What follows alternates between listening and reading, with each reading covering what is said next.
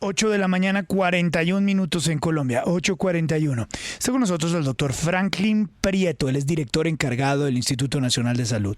Doctor Prieto, gracias por acompañarnos, buenos días. Luis Carlos, muy buenos días y muy buenos días a su audiencia. Doctor Prieto, hasta ahora solamente tenemos 3 casos de coronavirus en Colombia. 3 casos de la variante Omicron, ¿sí? De acuerdo al proceso integrado de la vigilancia de los posibles casos, de la vigilancia por laboratorio y la vigilancia genómica, porque el proceso es así de completo, se ha podido detectar 3 casos importados de Omicron, Luis Carlos. La pregunta iba más bien entonces, si solamente son 3, ¿puede haber más? Podría haber más. Parte del esfuerzo que se ha integrado con las entidades territoriales, con las secretarías de salud, es intensificar la vigilancia en este momento del año, sin abandonar el proceso de hacer seguimiento a los viajeros que ingresan al país. Eso permitió hacer esta detección en Santa Marta y Cartagena. Sin embargo, lo que esperamos es que a lo largo de las siguientes semanas sigan apareciendo casos importados y, ¿por qué no?, podría aparecer ya evidencia de circulación comunitaria. Si se llega a probar circulación comunitaria, ¿qué puede pasar? ¿Cuáles son los escenarios que se están previendo en el Gobierno Nacional y en el Instituto Nacional de Salud? Luis Carlos, es muy importante que hayas mencionado la palabra escenarios. Podríamos tener un escenario parecido al que está teniendo el hemisferio norte, en el que hay un aumento rápido de casos, sin aparentemente, aunque todavía puede ser prematuro, un aumento de las hospitalizaciones y las muertes. Al parecer, por la evidencia que estamos viendo de Sudáfrica, se está viendo que la hospitalización, la tasa de hospitalización no fue tan paralela o tan correlacionada con el aumento de casos. Sin embargo, como lo digo, aún es prematuro. El segundo elemento que podríamos tener es que por unas condiciones previas, específicamente haber tenido una experiencia importante de infección natural, porque calculamos que alrededor de 2/3 de la población tuvo contacto con el virus, y adicionalmente ir logrando esquemas de vacunación adecuados, podamos tener un escenario de mayor protección ante la aparición de nuevas variantes. Y lo tercero y no menos importante es recordar qué pasó con Delta. O sea, esperábamos que con Delta fuera así. ¿Y qué ocurrió? Pues con Delta al final no ocurrió un pico como sí se presentó en el hemisferio norte. Claro. Doctor, lo que hemos aprendido del virus en la experiencia global es que es más severo con las personas, 1, que no están contagiadas, 2, que no están vacunadas, 2, con las personas de mayor edad y 3, con las personas que tienen algún tipo de inmunodeficiencia.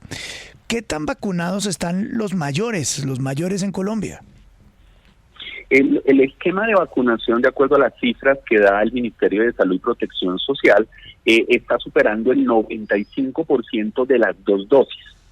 Sin embargo, recuerden que el Plan Nacional de Vacunación hace alrededor de 4 o 5 semanas, si la memoria no me falla, autorizó la dosis de refuerzo, incluso de manera prematura, antes que la Organización Mundial de la Salud lo propusiera.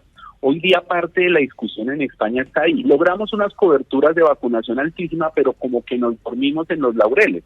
Y en España hasta ahora están decidiendo en fortalecer el esquema de refuerzo. El país ya lo viene ofreciendo desde hace algunas semanas. Entonces lo que uno podría inferir es que dentro de los escenarios que se está manejando es la posibilidad de que Omicron sí pegue, pero no necesariamente pegue tan duro, teniendo en cuenta que nuestra población está vacunada, que nuestra población en gran parte ya tuvo coronavirus y que los más expuestos o los que podrían sufrir más, los más vulnerables es la palabra correcta, están protegidos, ya tienen su esquema. Sí, Luis Carlos, efectivamente, pero también es un llamado para no bajar la guardia. A veces pensamos que es suficiente con que nuestros adultos mayores sean los vacunados. No. Es necesario que todo el grupo familiar asegure su esquema completo, las 2 dosis, y quien ya tenga el tiempo recomendado para el refuerzo, se lo ponga.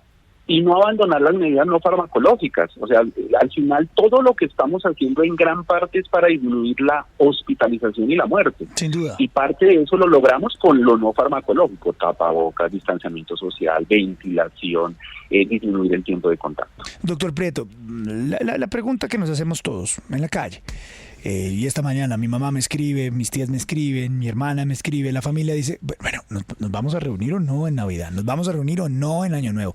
¿Cancelamos las fiestas, los almuerzos? Hoy tengo un amigo que me canceló un almuerzo. ¿Está bien hacer todo eso? Creo que es una decisión razonable. Sin embargo, es entendible también que la gente tras 2 años de distanciarse quiera reunirse, y es lo que estamos viendo en parte con las cifras de pólvora, ¿no? La gente se está reuniendo nuevamente. Entonces, ¿cuál es el llamado? Seamos conscientes, o sea, si usted se va a reunir, asegúrese que todos tengan la vacuna. Lo segundo, asegúrense de que los adultos mayores usen su tapabocas y que ustedes en lo posible usen el tapabocas. Asegúrense de tener ventilación adecuada. Y que el tiempo, pues porque nuestras familias suelen tener celebraciones extensas, cada vez se reduzca más. Y es ventana abierta, que esos elementos nos protegen. Claro. Si nosotros logramos tener esos elementos, es más posible que nuestro riesgo sea muchísimo menor, más no ser. Y por favor, no compartir el vasito del trago. No venga, tómese uno aquí, me permite. Eso no. La tutumita esa que se colgaba uno en el cuello, eso ya no. La tutumita, William, no. La tutumita con el aguardiente. Y que venga a tomarnos un shot. No, ¿cuál shot? No. Sí, y lleve la suya, claro. Lleve su vasito. El problema sí es el borracho después del segundo o tercer trago, ya el tapabocas está en el piso. Eso sí es lo complicado de manejar. Oye, doctor Prieto, pero ahora sí en serio, ¿cómo es el operativo, la logística para hacer el rastreo de Omicron en Colombia? ¿Cuántas pruebas diarias hacen? ¿De qué manera? ¿Por qué es tan difícil saber en término o en tiempo real si hay o no Omicron en Colombia? Porque nos advertía el ministro de Salud que era muy probable que lo hubiera, pero que todavía no se había logrado establecer. ¿Por qué es difícil? ¿Cómo es la logística? Como bien lo dices, William, es un rastreo complejo. ¿Por qué es complejo? Porque se necesitan unas condiciones de la muestra para que la muestra permita hacer la valoración genómica. ¿Qué ocurre? Gran parte del efecto de la vacuna es que cuando te infectes, la cantidad de virus que produces no sea tan alta. Cuando tú no produces tanto virus, en el momento de intentar hacer la genómica, la técnica no lo permite. Entonces hay que buscar que las muestras que son útiles, que son aptas, que es el nombre correcto, tengan un número de virus suficiente para poder hacer esas pruebas.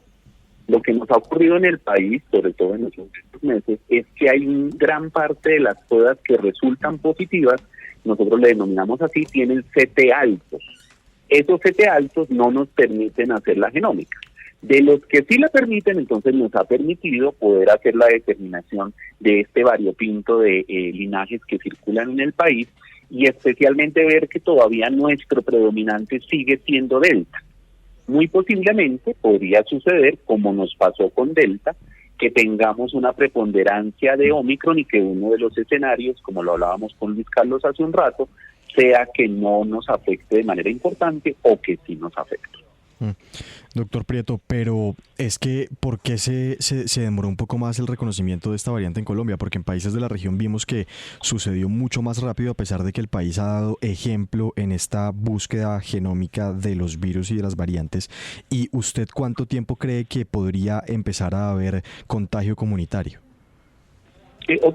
Más que la demora, yo creo que es un hecho coincidente. O sea, finalmente Chile, que fue el primer país de la región de Sudamérica que lo detectó gracias a su vigilancia de viajeros, que es algo que también hacemos, pero no ha detectado un mayor volumen posterior. Brasil, que se ha detectado un poquito más de casos, además porque tiene una relación comercial más fuerte con África, también pasó lo mismo. Y si haces el panorama del resto de América Latina, sobre todo nuestros vecinos, todavía la detección o no ha sucedido o ha sido también muy reciente, casi parecido a lo que nos ocurrió con los primeros casos de coronavirus. Al final son nuestras relaciones comerciales muchas veces las que facilitan que sucedan los fenómenos. Entonces, ese es el primer elemento. Y el segundo elemento es cuánto nos vamos a tardar. Y mira, en Delta pasó algo parecido. Si ustedes recuerdan... Se nos cayó la llamada con el doctor. Se nos cayó la llamada con Circunvalar.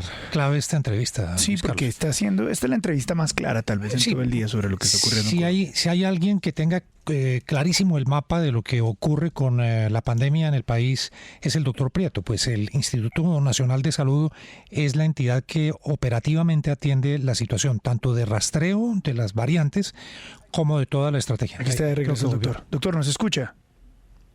Sí, señor, no sé hasta dónde me escucharon porque se cayó la llamada. Justo hasta donde se cayó la llamada. Sí, justo hasta ahí, doctor Prieto. Hasta ahí vamos. ¿Quién sigue de pregunta? Ok, entonces les decía, con Delta lo que ocurrió fue que tuvimos un aislamiento, unos primeros casos en Valle del Cauca, y esperábamos que sucediera la circulación comunitaria pronto. No sucedió en parte porque teníamos un linaje circulante preponderante, y luego fue reemplazando a medida que pasaba el tiempo. Aquí podríamos esperar lo mismo. En este momento el preponderante es Delta. Eso termina siendo algo así como el macho alfa, y entonces como es el macho alfa todavía es muy difícil que nuevas variantes ingresen. Si ustedes se dan cuenta, la información que hoy publican los Estados Unidos, ellos mencionan cómo llevan muchas semanas con Delta y de un momento a otro Omicron logra colarse y empieza a crecer porque esa es una de sus características, el crecimiento rápido. Nosotros llevamos todavía muy poco tiempo con Delta, completábamos alrededor de 7-8 semanas. Si la memoria no me falla, puede suceder que tengamos todavía una preponderancia de Delta todavía que no se expresó epidémicamente y luego obtengamos una preponderancia de ese otro linaje, no lo sabemos. Uno podría decir que las personas que en este momento, estando vacunadas, incluso hasta con las 3 dosis, resultan positivas de COVID, ¿podría ser Omicron? ¿O cómo hace la prueba para reconocer que es Omicron o que es Delta o que es la original del COVID? Ok, primero es que las pruebas detectan cualquier variante. O sea, la prueba de PCR detecta cuál variante, lo que pasa es que no te dice cuál es. Luego, en nuestro proceso, para agilizar el proceso de detección, se aplica una prueba que se llama una prueba de tamizaje que nos detecta de acuerdo a unas mutaciones y podría corresponder a un grupo de mutaciones. Y a partir de eso se dispara un genoma muchísimo más acelerado. Eso es lo que hacemos específicamente para detectar Omicron y eso nos ha permitido tener este escenario. Entonces, lo primero es, la prueba nos sirve para detectar el virus. Y lo segundo es que la genómica se acelera cuando se presentan determinados patrones. 8 de la mañana, 53 minutos. Doctor Franklin Prieto, director encargado del Instituto Nacional de Salud, gracias por darnos unos minutos aquí en la FM. Con mucho gusto, Luis Carlos, y nuevamente un mensaje para todas nuestras familias. El mejor regalo que nos podemos hacer de Navidad es cuidarnos unos a los otros, y eso significa, si no se ha vacunado, vacúnese y mantener las medidas de distanciamiento social, uso de tapabocas y lavado de manos.